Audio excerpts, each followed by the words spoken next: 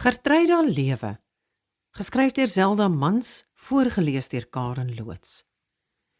Nou twyfel ek nie meer nie. Hulle moet my in die groen dakkies laat opneem. Van wanneer af sal ek met pink tekkies kerk toe wil gaan? Uit vrye keuse nogal. Vandag sit ek behoorlik met rooi wange. Aan gister wil ek nie eers dink nie. Natuurlik het ek in my splinternuwe oorgeplante hart absoluut niks met my spieelbeeld voor die 9 uur Sondag erediens verkeerd gesien nie. My hart het besluit dat pink tekkies goed sal pas by 'n swart knieromp en 'n formele wit kanthemp. Ja, ek het die gemeente se gestaar nie misgekyk nie. Die kerkgebou het in 'n verhoog verander toe ek in die paadjie tot voor by die orgel afstap, waar ek elke Sondag as orgelis waarneem. Almal se oë was op my. Gertruida Vermeulen, wat skaars 'n jaar terug 'n hartoortplanting gehad het. Almal het ook geweet dat my nuwe kloppende en gesonde hart eens aan Pine Pinaar, die dorp se jong rocker, behoort het. Arme Pine het in 'n motorongeluk omgekom. Ek het die kerkgangers en selfs die dominee se oë vermy. My oë het stip na die bladmusiek voor my gekyk. Baie oë het egter 4 kolle op my rug en pink tekkies gebrand. Gertruida Vermeulen is mos altyd prim en proper. Nooit 'n haartjie uit plek nie. Trap altyd netjies in haar hoë hakvoetspore. Gee gedwee elke aand tot hoe laat musieklesse vir snotneusies. Sy lees gehoorsaam saans in haar Bybel.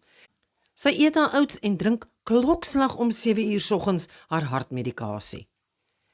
As ek eerlik moet wees, heeltemal eerlik, moet ek erken dat dit nie net die pink tekkies was wat die situasie vererger het nie. Ek vermoed die versterkertjie in my lemoensap die oggend het tot die huppel in my stap bygedra. Na die eerste refrein van genade onbeskryflik groot, wou my vingers nie meer saamwerk nie. Dis my hart, jy sien. Hy het my vingers oortuig. In die helfte van die Wildsbok liedjie het die nuwe Gertruida oorgeneem. Ek was maar net 'n toeskouer wat moes toekyk hoe my vingers Living on a Prayer van Bon Jovi speel. 'n Deel van my was trots op my regop postuur en flink vingers. Die ou Gertruida se hart sou gaan staan het. Na die uitspattige vertoning besluit ek toe mos om op te staan en 'n buiging voor my gehoor te maak. Nie net 1 buiging nie, maar 2. Met 'n kopknik het ek vir ou Doom se aanduiding gegee dat hy sy preek mag hervat. Vandag moes ek net besoek by Pine se graf gaan aflê.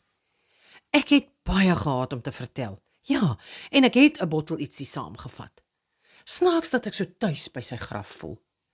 Heel middag het ek op my boude langs die grys klippies gesit, my rug het teen sy grafsteen geleun. Hy sou nie omgee nie. Ons het gecheers op die woorde wat in sy grafsteen ingeets is. Rebel without a cause.